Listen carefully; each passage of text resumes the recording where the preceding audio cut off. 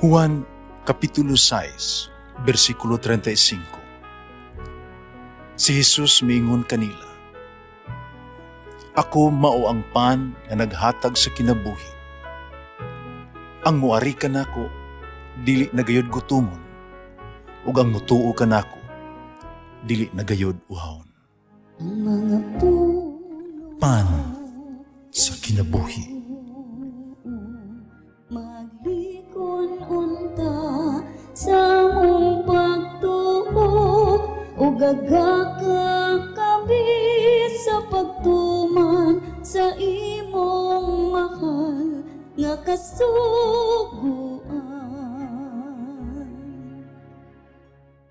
Ginumanaa kaninyo Santos nga Ebanghelyo sumala ni San Marcos.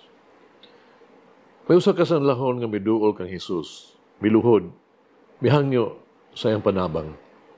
Siya miingon, "Kung buot ka, pagkaayo ka kanako."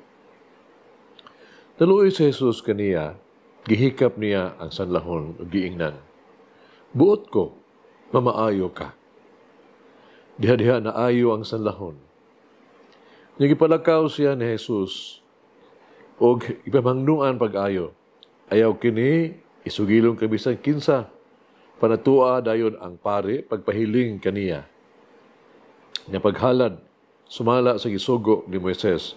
Aron pagmatuod nga ang tanan kay ikaw na ayo na. Apan milakaw ang tao kung nanugilon hinuon sa tanan katawhan mahitungod sa nahitabo. Ilabihan gayud niyang panugilon nga tungod niini si Jesus dili na makasaya-saya pagsulod sa lungsod. Nagkabilin na lamang siya sa mga dapit nga awaaw o nangadto kaniya ang mga tao nga gikan sa kalain-laing dapit. Ang Ebanghelyo sa Ginoo. Pasalamati ang Ginoo kay siya maayo, ang iyang gugma mulungtad hangtod sa kahangturan. Pasalamati ang Diyos sa tanang mga Diyos, ang iyang gugma malungtaron. Pasalamati ang Ginoo sa mga Ginoo, ang iyang gugma malungtaron.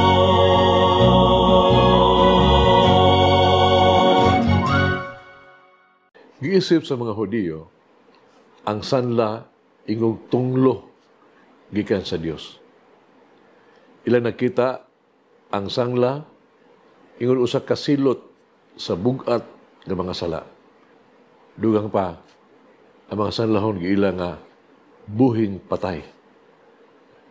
Gila sila nga walay pulos o kaulawan sa ilang pamilya o sa katilingban. Puso sila gisalikway sa katilingban.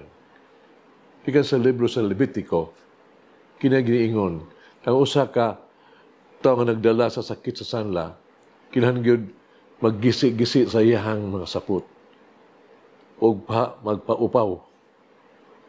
Siya musinggit, hugaw ako, hugaw ako. Samtang anaa pa kaniya ang sakit, ipahayag niya ayang kaugalingon nga hugaw. Kasi pagkitunood, hugaw magiging siya.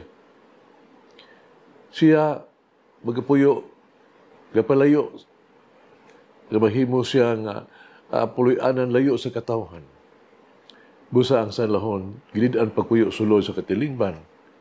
Dili sila makasulod sa syudad o sa templo gani. Kinahanglan walay usa na magigsulti kanila. Kinahanglan walay bisen kinsa maging-uban kanila. Ngano man, tungod kay bisan kinsa nga makasulti makahikap sa usa ka sanlahon, giisip usab nga paghugaw o dili na putli. Busa sa nahimulag na sa katilingban, gidid-an sa pag-apil si bisan unsa paghalad sa pagsimba sa templo. Pandini sa tuang nato kanudunggan nato, usukwahi ang gibuhat ni Jesus. Nagiguban siya sa sanlahon. Iyang gituyod ang iyang kamot, gihikap niya. Gigsulti siya kaniya. Ang mga tinagdanon ng mga buhat ni Jesus napakita sa iyang gugma o concern kabalaka alang sa sanlahon. Magibuhat siya, iyang giayo ang sanlahon. Dinhi makaingon ta, dili igo ba ang kaluoy simpatiya. Ang kaluoy, dili igo, kung dili, kinahanglan yun, musampot kini sa mga mayang buhat. Ang nakita ni Jesus kanato, no? Dili ang ato abiyang kasaypanan, itong sanla ba? Dili ang ato ang kabakyasan, dili ang ato ang mga sala, o ato ang mga tinguha, o paghinusol, ang mamaayo, o mahinluon, gikan sa mga sala, baka na iyang paabot. Sa mga tinuod, gusto ni Jesus, kagita palimpyuhan gikan sa mga sala.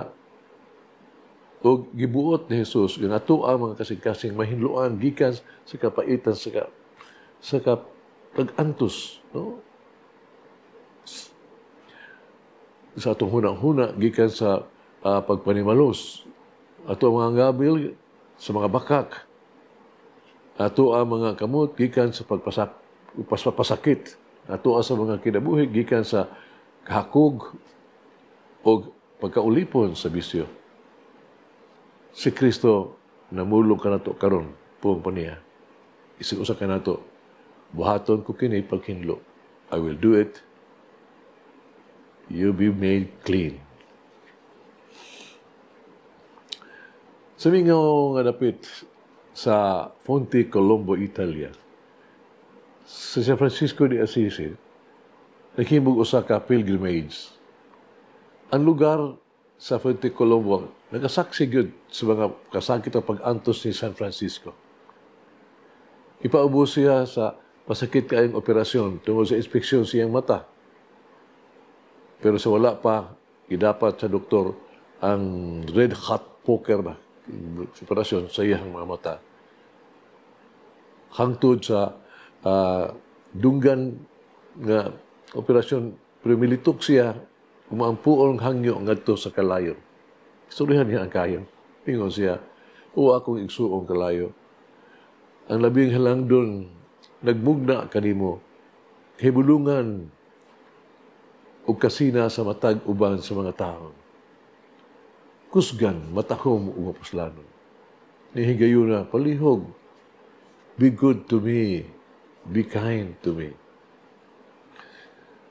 Ako nag-ampo sa Ginoo, naglalang kanimo, haron hupayon niya para kanako ang imong kainit o diha-diha. Ang hitabo, walay gibati si San Francisco sa kainit diha sa iyang operasyon. Hagit kinabuhi. Pag-ampo kang Jesus, kung unsa ang gusto nimo nga limpyuhan kaniya. Pag-ampo kita. Among maumahon, Ginoong Jesus. Akong mangluluhas palihog, ayuha kami sa bisan unsang sakit. Ayaw usab kami gikan sa kakuyang nga tawhanon. Ayuha kami palihog sa lawas ug sa spirito. Akong maumahong Ginoo Jesus. Akong manunubos. Iuli ka namo ang among kusog ug kahimsog. Ihatag ka namo kanunay ang luwas ug maayo nga hunahuna ug espiritu. Himuha kami nga maayong pagkapahulay o pagpag-o.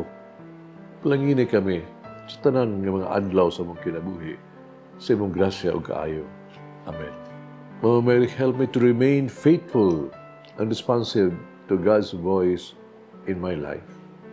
Palangin ang Diyos mga gahom sa tanan, Amahan, Anak, Espiritu Santo. Amen.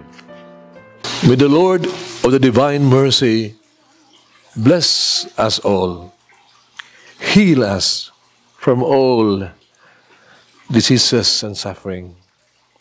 Ayun unta niya kita. Tanang mga sakit na ito sa lawas o sa kalag, body and soul. In the name of the Father, the Son, and of the Holy Spirit. Jesus, I trust in you. Amen. Whoever eats the bread of life will never hunger, says the Lord.